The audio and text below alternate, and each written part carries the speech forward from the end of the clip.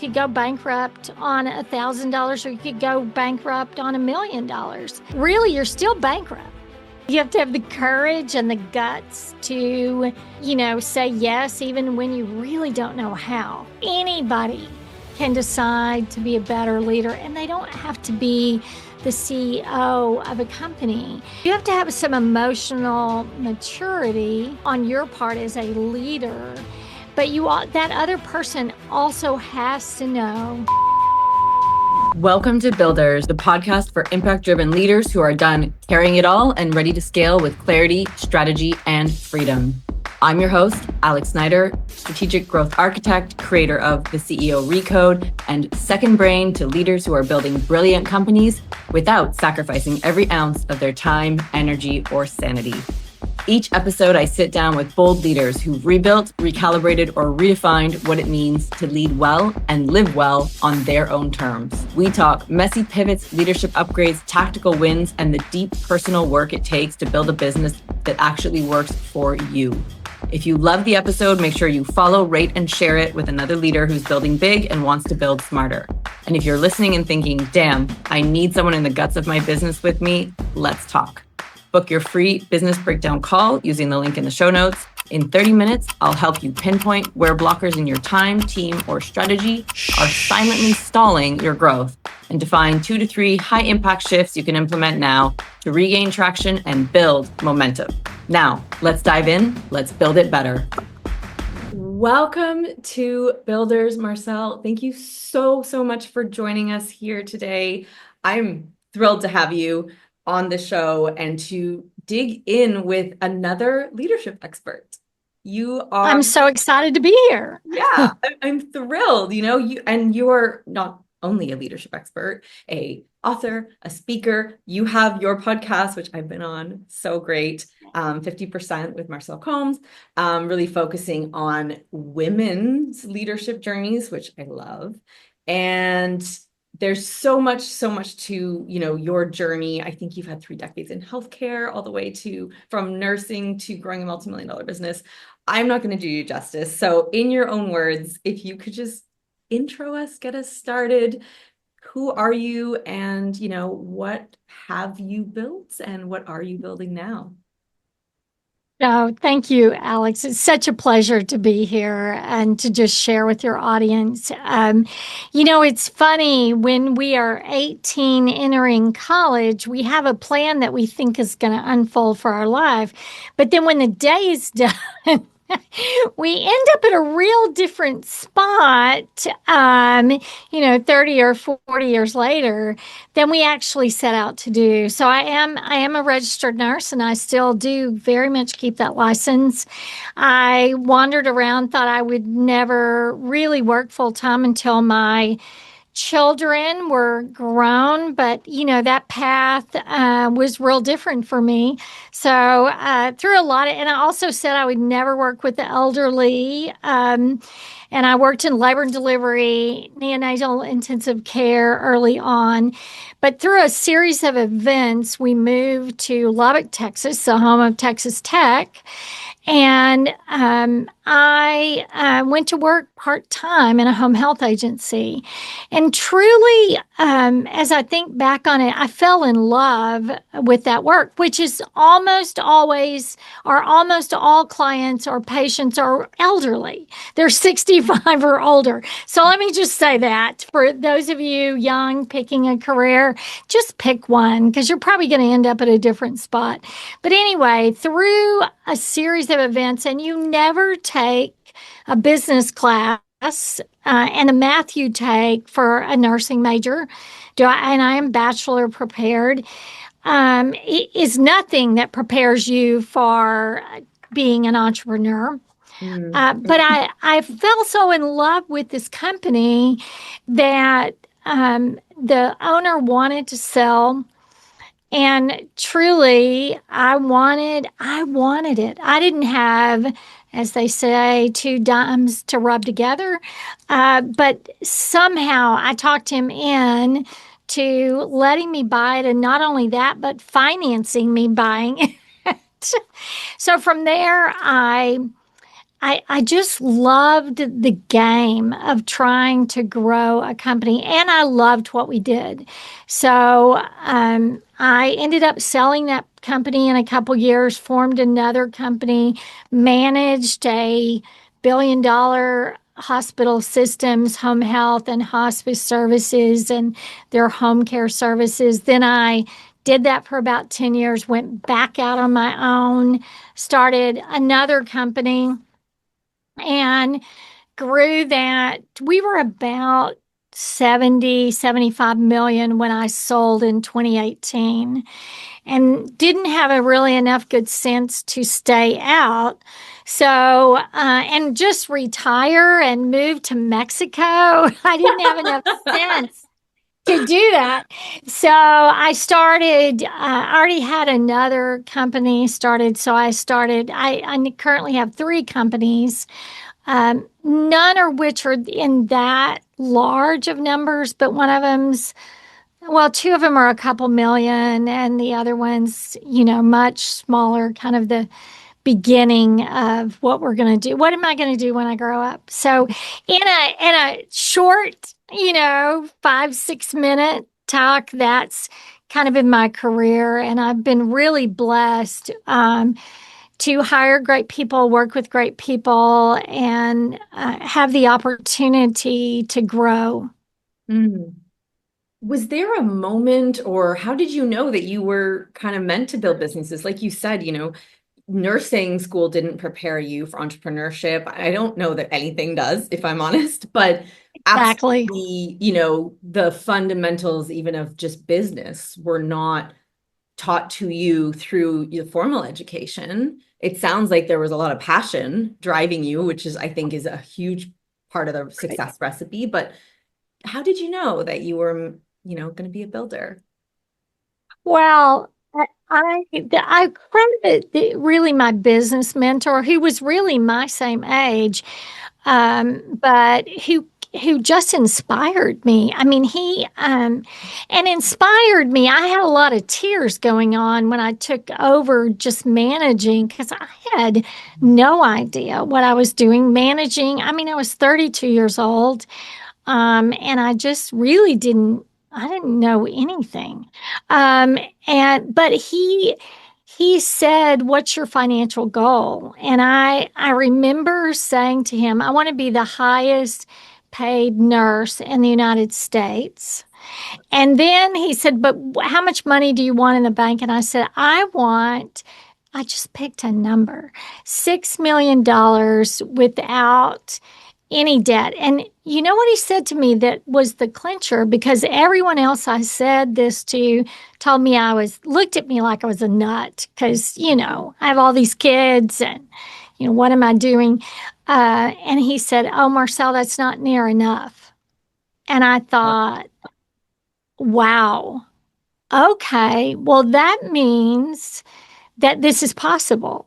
Um, and the truth is, and I just said this earlier today, really my motto kind of was you could go bankrupt on $1,000 or you could go bankrupt on $1 million. And really you're still bankrupt. I mean, either way around it.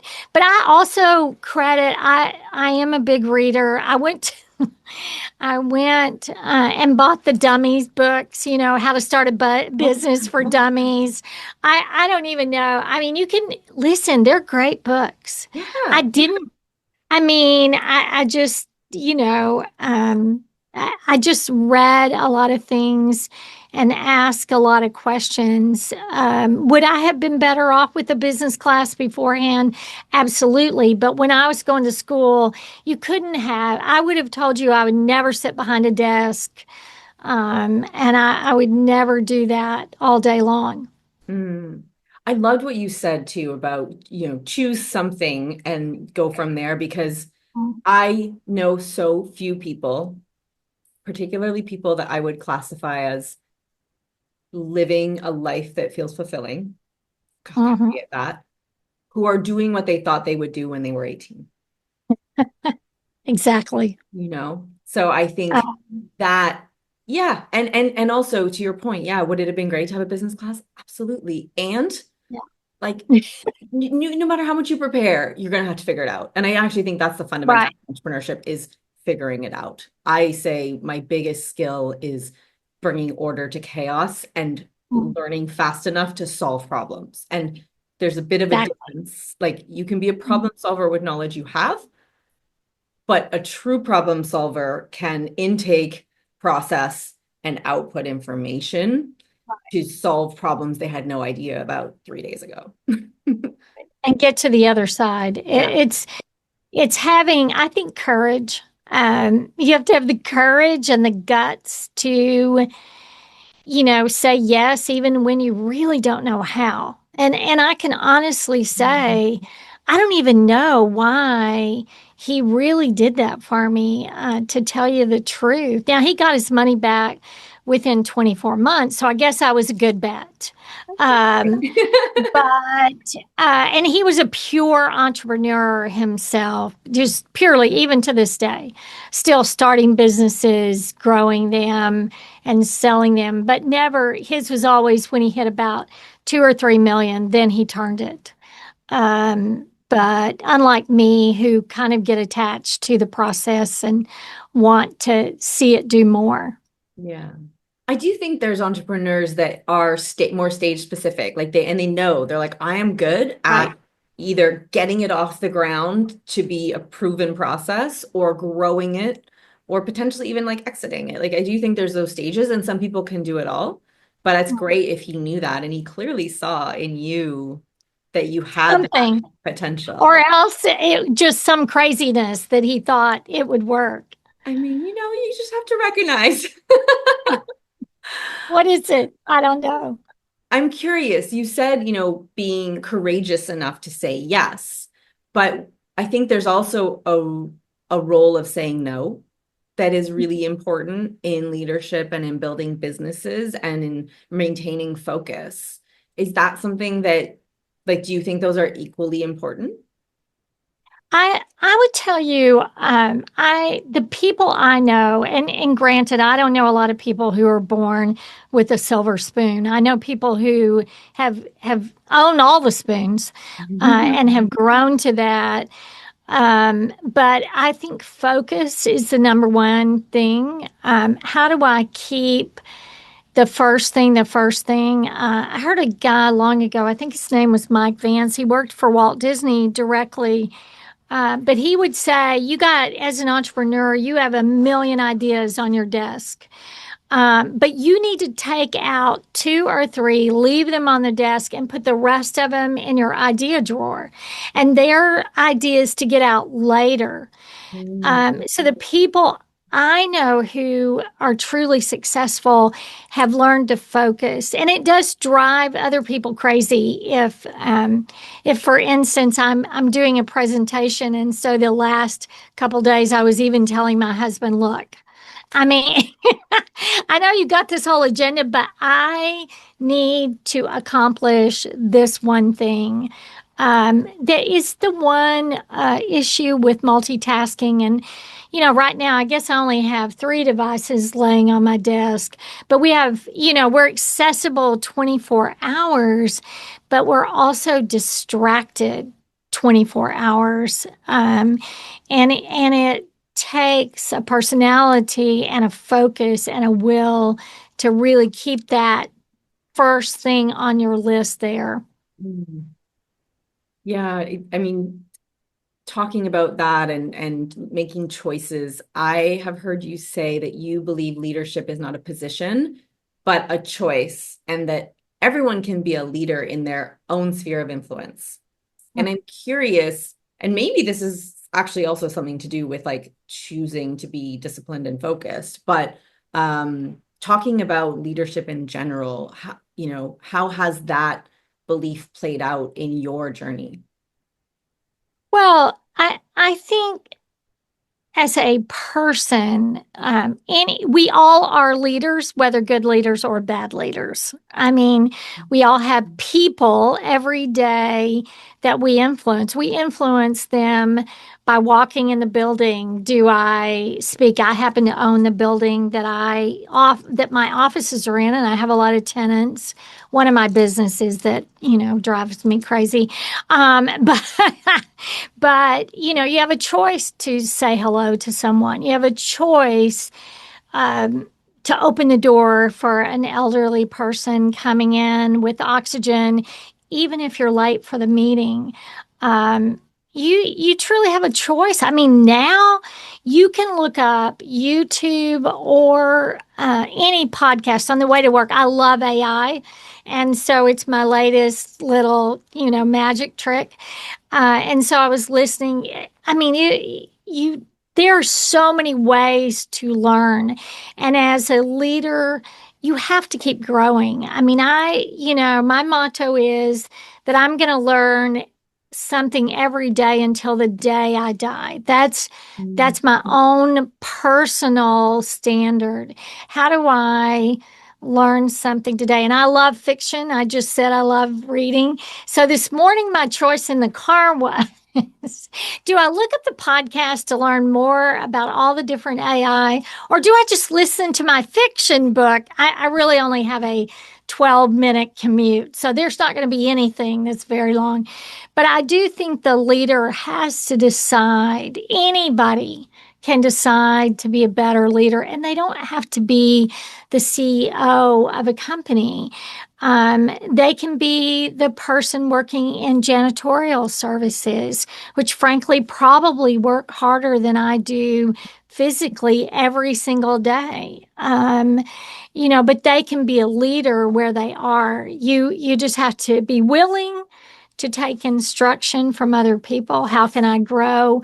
What could I do differently for you? How can I help you? How can I read something, listen to something um, that is going to help me on that journey? I love that. I'd love to dig a little more into that. Because I often say that I really believe leaders and builders, like they're built, not born. And Uh-huh. often I think, yes, there's so many inputs, and especially these days with the internet, that access Right. is not the problem. Um, Right. Often we define and develop via emulation, looking at leaders that we respect and Mhm. admire.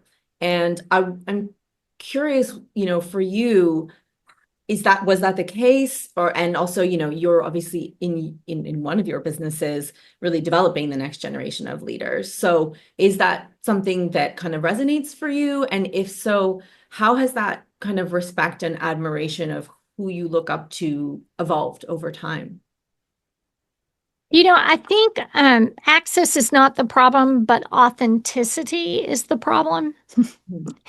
And we all come at approach things from a different level. I think you first have to decide, what do you believe? I mean, not just about business. That all can be learned. But what do you believe as a person? What do you believe, whether you are a person of faith or spirituality? What do you believe?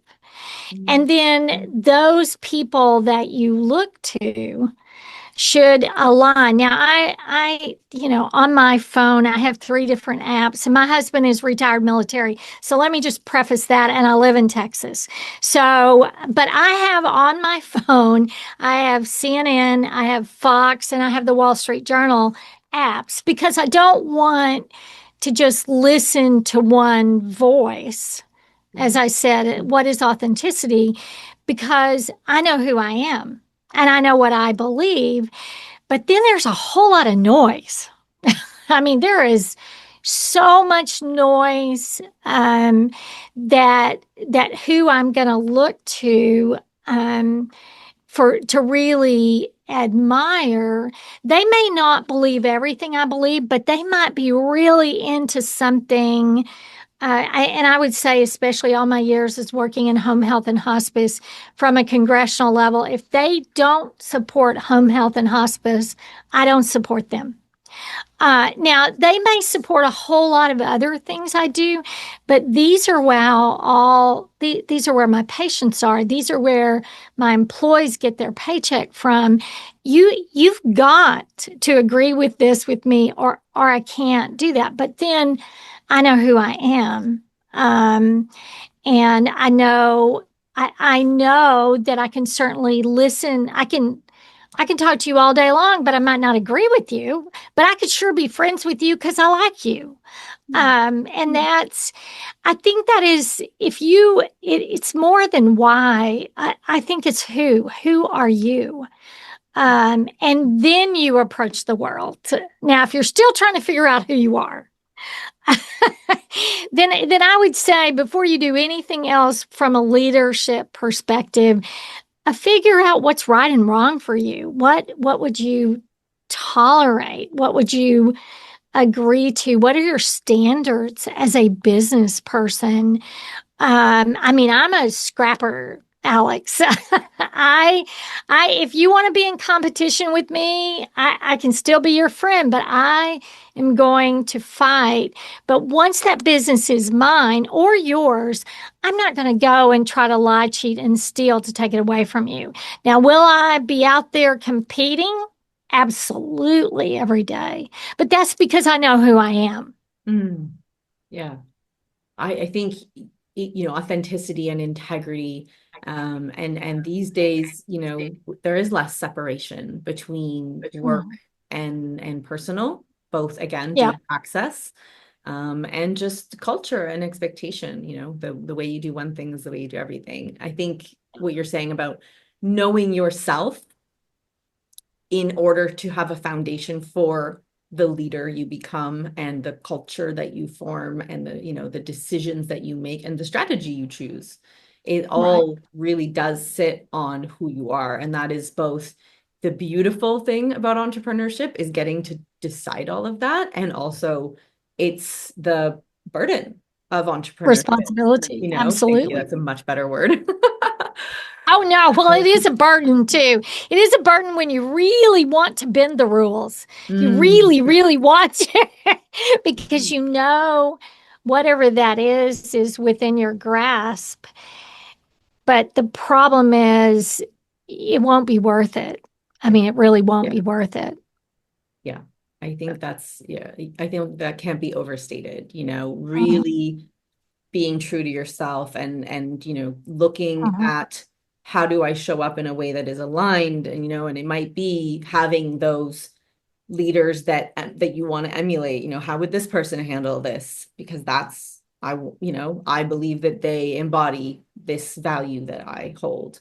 I think Absolutely. it's really important. So I'm curious, as we're talking about knowing who you are and building things that respect and embody that, I like to talk about, I call it wealthy leadership, but it's really success on your terms, right? And I really like to think about what is it that you want your business to achieve, and what is it that you want to be doing, and what do you want your life to look like, and figuring out how to make that work for people, right? So that you aren't 10 years down the road with a business that works, but a body that doesn't, or a family that you haven't been present for, or all of those things. And I would love to hear from you, what does success on your terms mean for you, and how have you built that through building so many massive businesses?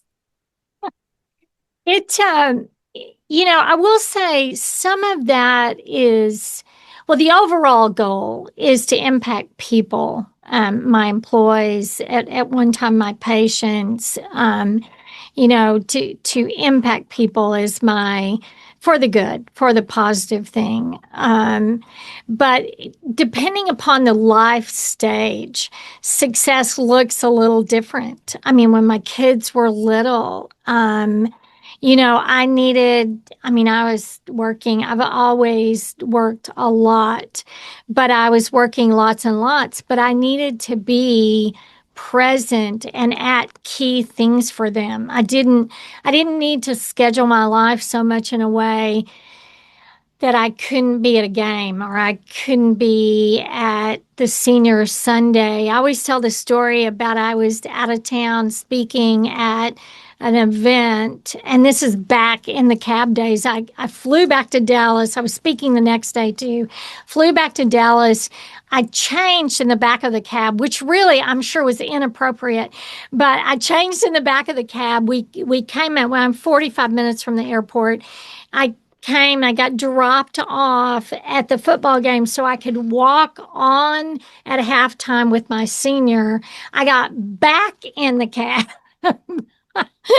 and went back to the airport and went back. I don't even know where it was now, but I just remember thinking, oh my word, I might lose my mind. But I did it because that was success for me, that my children would know that their mother, that they were the most important thing. Um, didn't mean I didn't have a lot of other things to do. I think now, if you fast forward where I am today, it's more about I don't really want to work 80 hours a week. And I struggle. My struggle is tempering that with my personality. Because my personality is about growth. I was on a couple calls yesterday. How do we partner with this person to how do we grow? That's just, I like that. It's a fun game. I like that success. And today, success looks like I really have financially done really well. But today, success looks like how do I help the next generation? How do I help someone be inspired to do something more? And sometimes that is my own children who are in different, varying positions in their company. How do I can offer advice, which I'm thankful that they would come to me and ask me, how on earth, mom, I have 4 sons and a daughter, how on earth, mom, I'm having this trouble with the females that I am managing. How can I handle this? I mean, I'm honored, but that's the thing that I want to do. And that's why I wrote the book, because I have my own style of management that I have a proven history in, and really making friendship management work. And so success today looks to me by how much impact can I have, and what does that look like, and what kind of mark can I leave? What are they going to say? I worked for a hospice, remember? I owned several hospice agencies. What are they going to say at my funeral? Is anyone going to show up? And what are they going to say when I'm gone? Hopefully, not that all she did was work, but hopefully, it was the impact she made on me. I don't know if that really answers your question, Alex, or not. No, I love that. Let's talk about your book, because first of all, the title kills me. Never I just, struck out.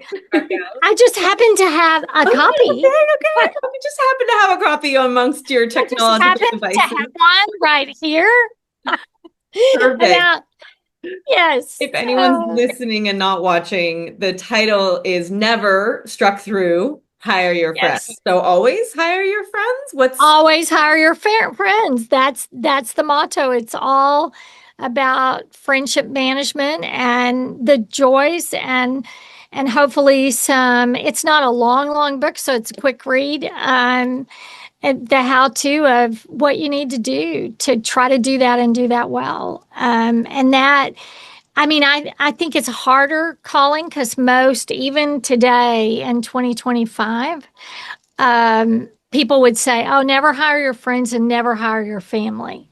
And I would go against, sometimes your family's harder, but I would go against all common wisdom on that, because I think and it is much harder to do the other. So if you want to take the easy way out, never do any of those two.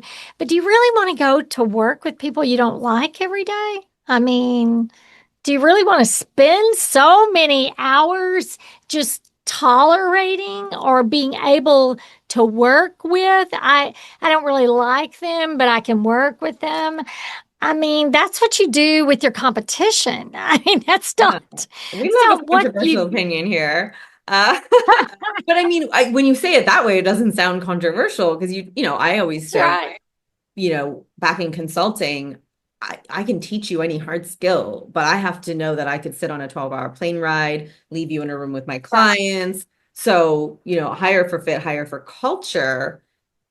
How do you differentiate? Is it the pre-existing relationship? Because I would say you should absolutely hire people that you can become, friends with to some degree, have, Yes. a alignment. And I think again, when you are building companies as opposed to joining larger ones, that's really different. You have a lot more Mhm. opportunity to shape that. But what Right. what has shaped that belief for you? What's shaped that view? I think years and years ago when I woke up and I knew I was going to have to be working every day full time, it wasn't the spot I thought I was going to be in and probably behind a desk most of it. I just decided because when I was promoted into this position, which really, frankly, only took because I didn't want the other girl to get it, because I knew I couldn't work for her and I'd have to go to You work. So are I had to so find scrappy. I another love job. it. It was terrible. It's a terrible reason to take a job and knew nothing. Oh my word. I mean, what was I, 32, 33 years old? I knew nothing. And I didn't really like anyone that was there, if you want to know the truth. And I thought to myself, after I got in the position and really made so many mistakes, but I decided that I would only hire people I liked. Now again, you have to have people with licenses, and I mean, you can go, but that doesn't mean they were like me. It just meant that they were a likable person. Because really, frankly, if you can't get along with people, you really better be working in an online job and never have any exposure to any other people. If there's any skill that we should be preaching, it is how do I get along with people versus how do I get everyone else to come my way because I have the only right way. So I just felt like if I was going to spend all those hours at work, that it needed to be with people that I enjoyed working with. And really, that's how I started. My best friend ran the whole office for my corporate office. And really, I finally talked her into going to work full time because I never got to see her. And I thought, but did I have to have hard conversations with her back to knowing who you are? Were there times that she really made mistakes? Was it harder for me to have that conversation?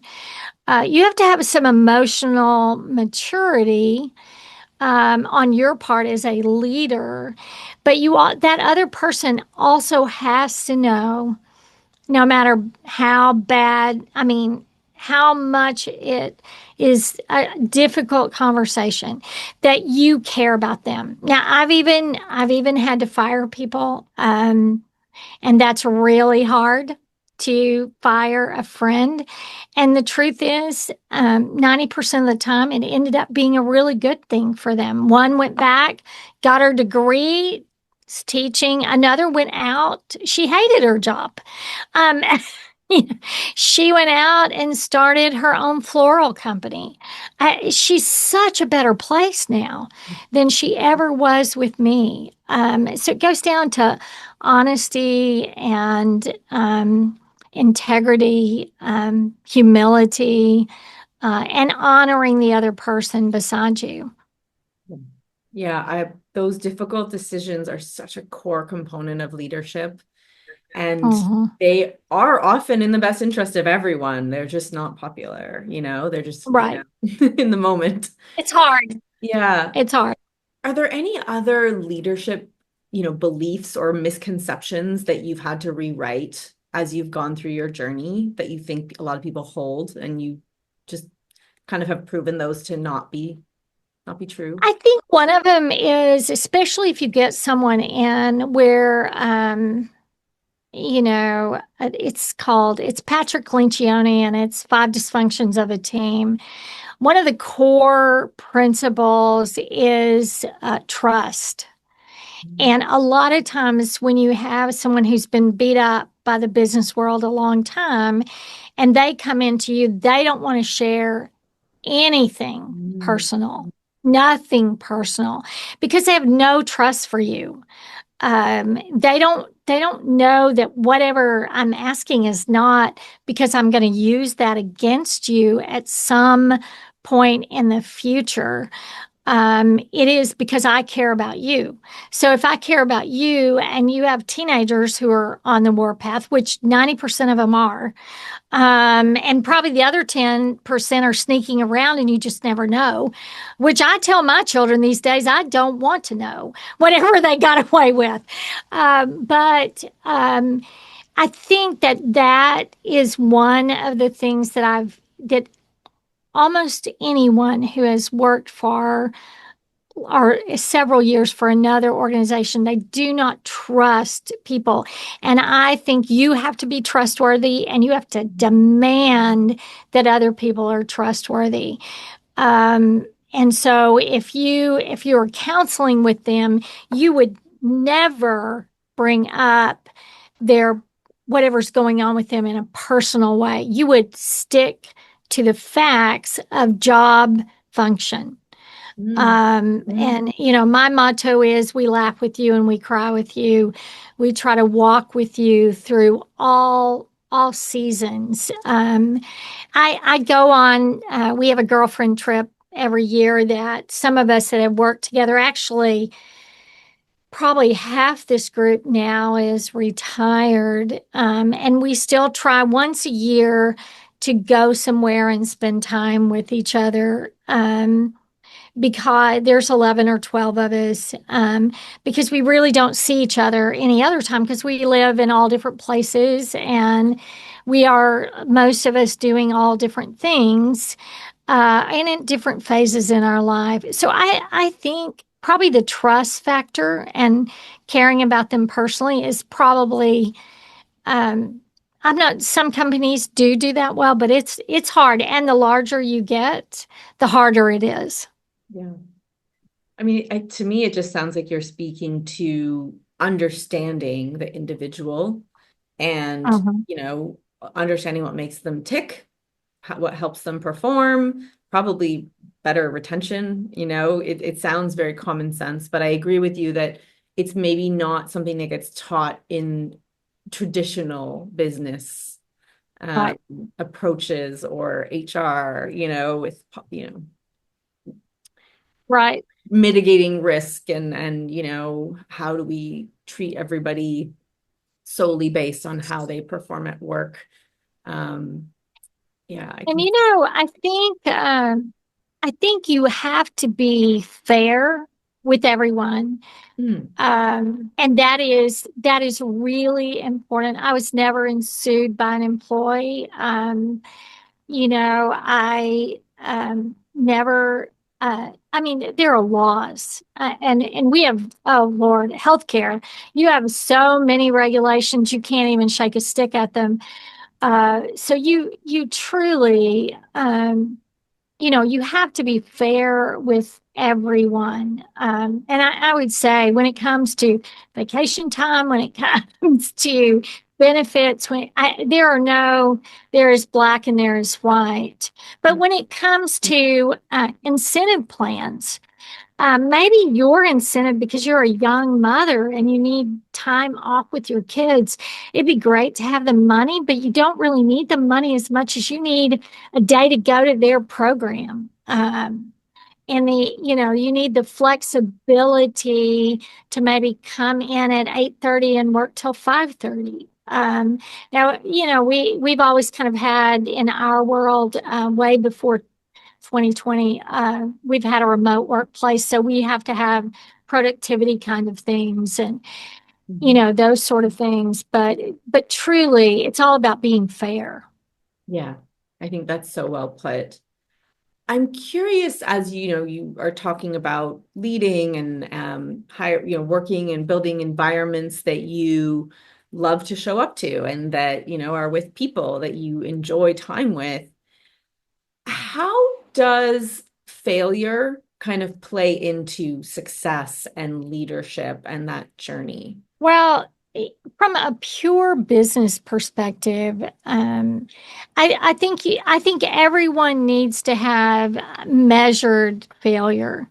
So, in other words, I would tell and my leaders this too, is that we need to be trying enough new things that some of them don't really work. Now, again, I might have been, was basically a Medicare contractor, which is a government contractor. And if, the state of Texas wakes up in August and says, we're out of budget money, then, and we can't pay you again till September 30th. I mean, somehow your own employees still want to be paid. So there's some things totally out of people's control. So I'm not talking about that. I'm talking about if you're going to grow a company, you're going to have to try some things, and not all things are going to work. And you have to be able to decide which things just need to go through the valley and which things really they aren't going to work. And you need to cut them. I have had to close an office before because it frankly just lost money for too many months. And we could just never seem to get it on the right path. And I always believe that I can make it work. Mhm. That you might have all the facts and, the CFO might have all the spreadsheets, but, I can get to the other side and I can figure out a way. But if you have no failures, zero failures, then one, you begin to think you're invincible, and then you're really in trouble. And I've been there. I mean, there was a time in my young life I would have said, "Girl, you better move out of the way because I got all the answers." Well, guess what? I Mhm. don't. And when you work with the government, they own the cookie jar and the cookies. Um, and so you have to figure out it's not enough to just be competitive. You have to follow their rules, and with a whim, they can do terrible things to you. And it's a sad thing that they have that much power, but they have that much power. But I'm a scrapper, so I would say I've learned a lot from the mistakes I've made. I've had to do a layoff. Probably the hardest thing I ever did in business was to cut people who didn't deserve to be cut because the government cut a program, Mhm. um, or cut funding, and they retro that. So you might be in February, but they retro the cut all the way back to December 31. Well, I mean, there's only Alex, you Mhm. know, Yeah. it's part of the reason why I got out of as direct provider of home health and hospice because there are things that a normal business would never even. You get paid what your contract says, and they don't go back and say, "Oh, well, by the way, we know that you thought you were getting paid this much, but guess what? You just took a 5% cut." And that time we took a $2 million cut, and it was basically retroed back to December 31. So we really had no choice. Um, and I considered that a failure. I mean, you might say that was not my fault. But with any mistake, or if I lost a customer, they left us to go to somewhere else. My motto would be when you use me, there won't be anybody better. We will care about you. We will do such an outstanding job. We will, under promise and over deliver. Um, but anytime, even when it wasn't as that cut wasn't our fault, I went back and said, what could we have done? How could we have been prepared? What are the pieces that I need to put in next time? And if you're going to be, in my opinion, a success in business, no mistake is not worth reviewing. And that's a failure. How do you change that outcome again? And that's not against me or you or any one individual. That's just what are the circumstances that came into play that led us to that outcome. Mhm. Well, I think, you can take that in a lot of directions. This is kind of like a retrospective, but it's also the reason why having data and metrics is important, because it's Right. continuous improvement is understanding and Right. reflecting and, assigning meaning, but in a structured way, Mhm. taking subjectivity out Right. of the equation as much as possible in order to be prepared, right? And I think that's, I love that, because that to me is a big part of strategy, right? If Right. Right. strategy Let's look comes at the from real more, facts. right? Let's look at the, yeah, real facts. What do the numbers really say? What is, Yeah. What were the what was variables? this? Did we account Yes. for those variables? If we didn't, how do we make sure those variables are in the equation next time so that we Right. are that, and that to me, that's that 1% better, right? It's every time we go in knowing a little bit more, less unknowns, more control over the levers. And to your point, understanding that there are things that are out of your control. Well, okay, how do we kind of at least know that those could happen and mitigate Right. for them? Right. Exactly. Exactly. I really love that. I'm curious, I want to come back to your book a little bit. A lot of people would love to write a book. Mhm. What inspired you? Because you have your businesses, you have, you do leadership advisory and development. You have a lot of ways to reach people and to share your wealth of knowledge and experience. So what inspired you to write the book? And I mean, what was that like? What does nobody tell you about becoming an author? Girl, let's just say it's not easy to write a book. You have to my personality is not hours and hours behind closed doors with the computer by myself. So that is grueling. And the other thing I can't hardly stand is rewriting and rewriting and rewriting, and editors who all have their own opinion, and don't understand whatever it was you were saying and don't like the way you said it. It is like fingernails on a chalkboard for my personality to do that. I say there are some writers, speakers, and there are some speakers, writer, and I'm really more of a speaker writer. So I would say it does take sheer determination, because you can't just write it and be done with it. You have to write it and then edit it and then reformat it and then get the feedback and do it again, paragraph by paragraph. The only reason I really wrote a book, one is I love books, and there's a million books in my head. But again, there's also the discipline and the parts of my personality that make it hard to spend hours alone. It was really my friends who said, Marcylle, my friends and my former employees or current employees who said, you must do this. You must write this down and you must try to share it. And if you want to know what kept me up, because during this journey, I started writing in 2019, but I was diagnosed with breast cancer in the fall of 2020. And then I went through, and we all know what was going on in the fall of 2020. Not a good time to have any kind of healthcare issue because one, the hospitals were on lockdown, and two, it was just everything was difficult. So I had mastectomy in 2021, and then a series of surgeries and then reconstruction in 2022. So anyway, that's I just got off the path and back on it.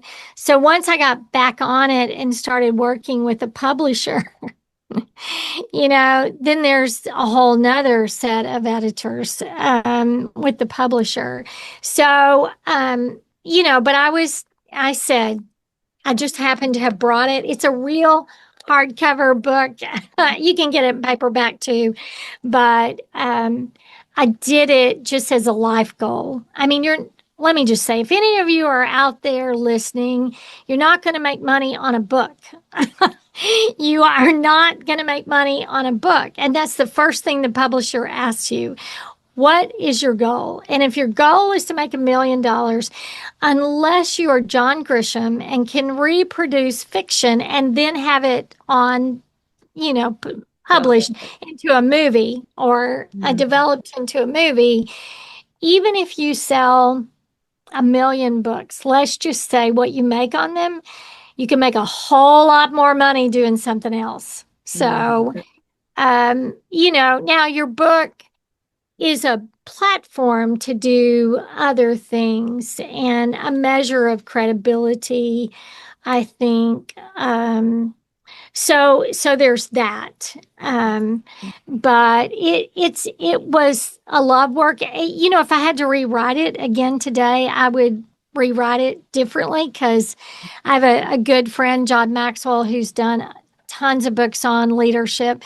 And he will say he'll go back and read a book that he wrote 5 years ago and say, oh my word, I need I need to make it better. But isn't that, Alex, the entrepreneurial spirit? Yeah. How do we make it better all the time? And it's never quite good enough. Anyway.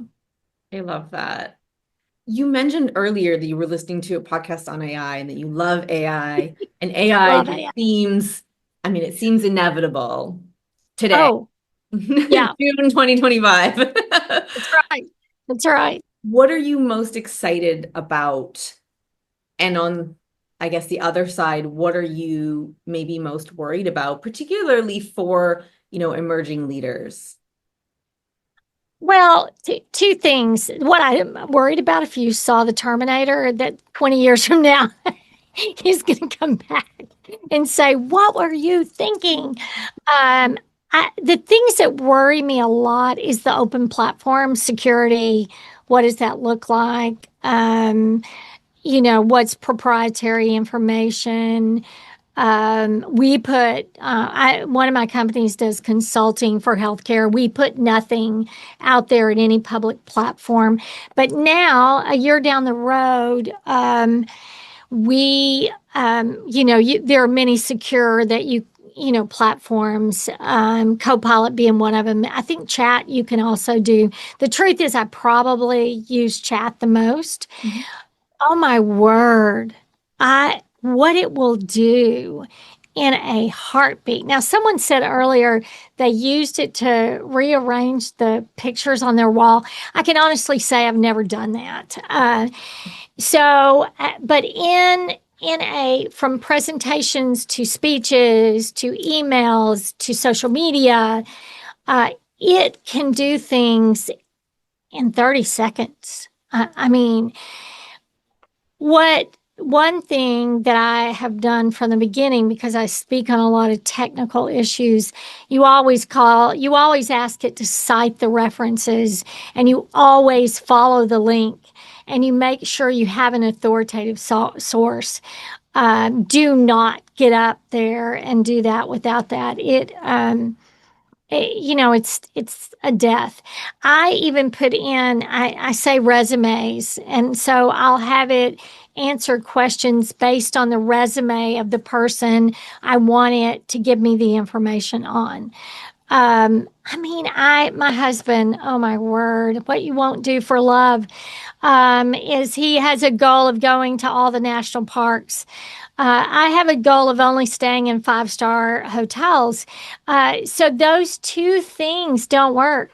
So I had it give me luxury hotels for national parks. I cannot tell you. I stayed in one and I will not repeat their name. But let's just say I moved to, like a Hyatt place, which is not a five-star resort, but at least the floors are clean and the beds don't have nubby sheets. But I had it map out, where should we go? What tour companies should we use? What restaurants should we eat at? Where should we fly into? Like that. It had it. Mm. After one Mount Rushmore that had a very big fog going on, and for 2 days we didn't even see Mount Rushmore.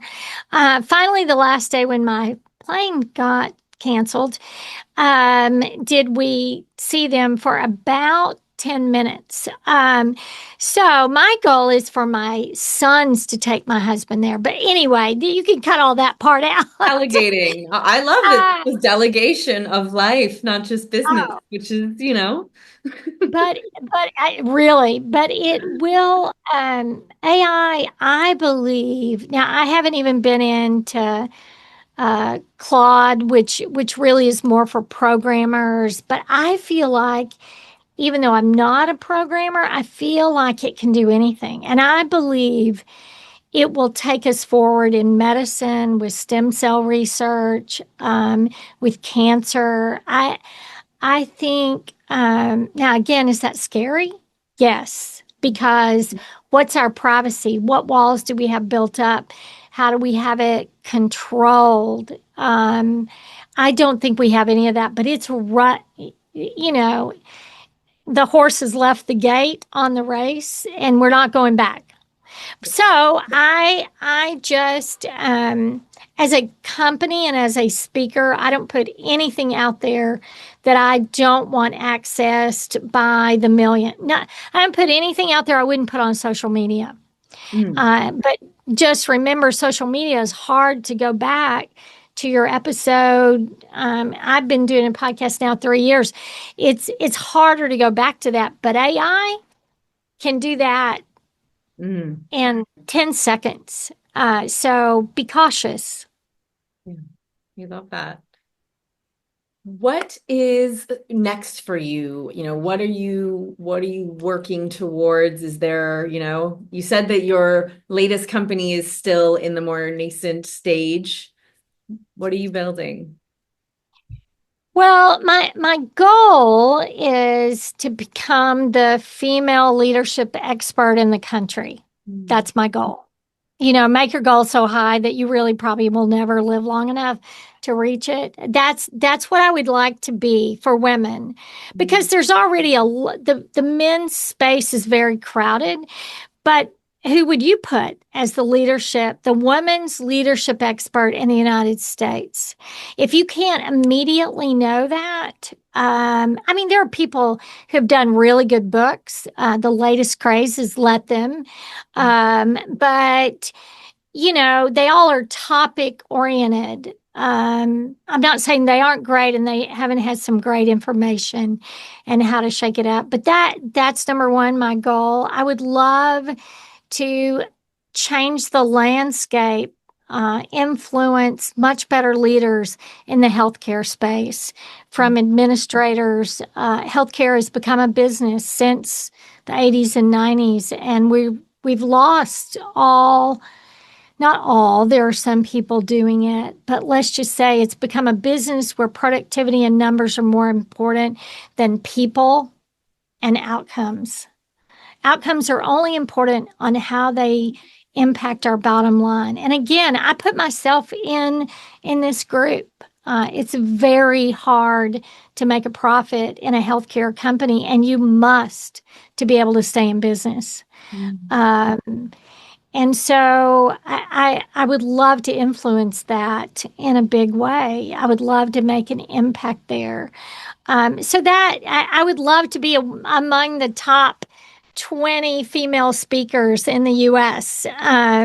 So again, lofty goals that I may or may not reach, but ones that I think about on a regular basis. Meaningful ones. I have no doubt that you'll be up there. And I love your point that if there isn't someone who comes to mind, it means the seat is vacant. It's available. Right.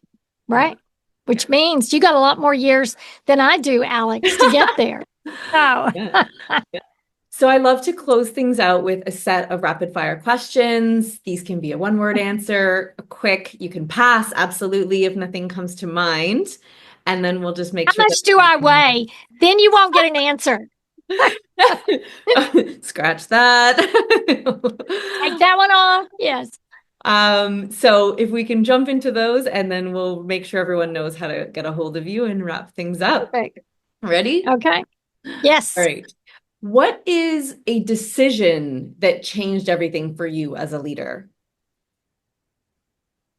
As a leader or business owner, I would say deciding to buy a business, as a leader, beginning to know who I was. Amazing. What does strategy feel like when you're doing it well? Oh, it feels like a list that you check off every day. Incredible. Is there a book, podcast, or person that really cracked something open for you?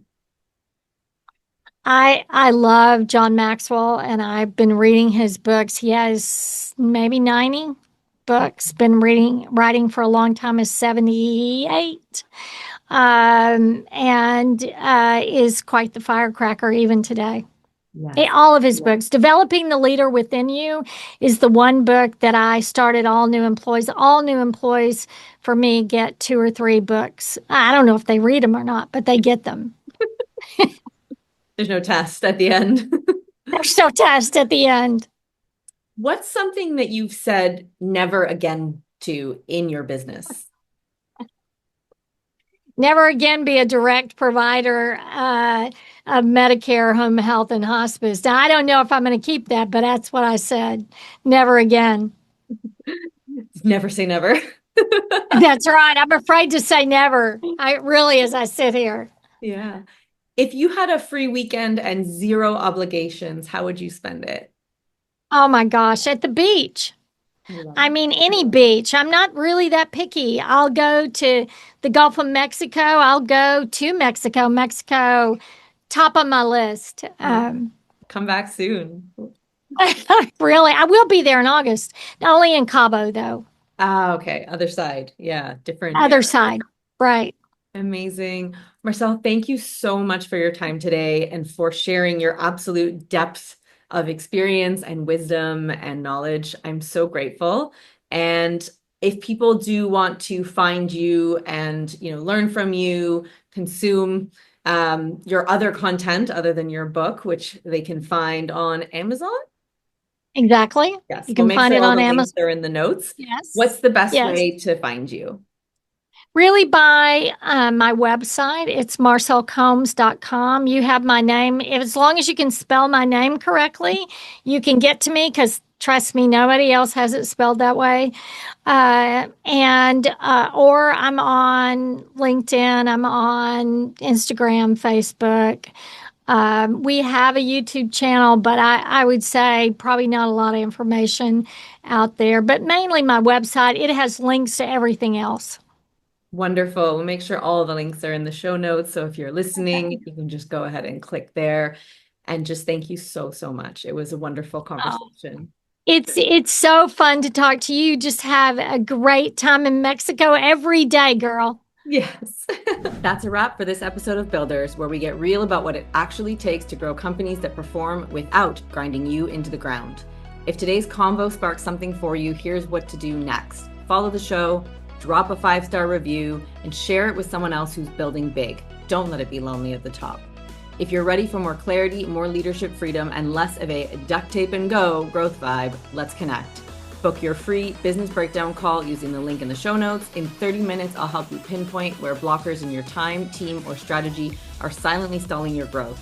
Walk away with a personalized fix-it list that gives you the clarity you've been craving on what to shift now to regain traction and build momentum. For more tools, insights, and my no-fluff takes on leadership and scaling strategically, join the Builders Club, also linked in the show notes.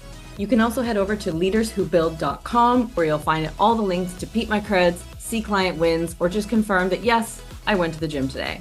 Until next time, keep leading boldly, building smart, and living success on your terms.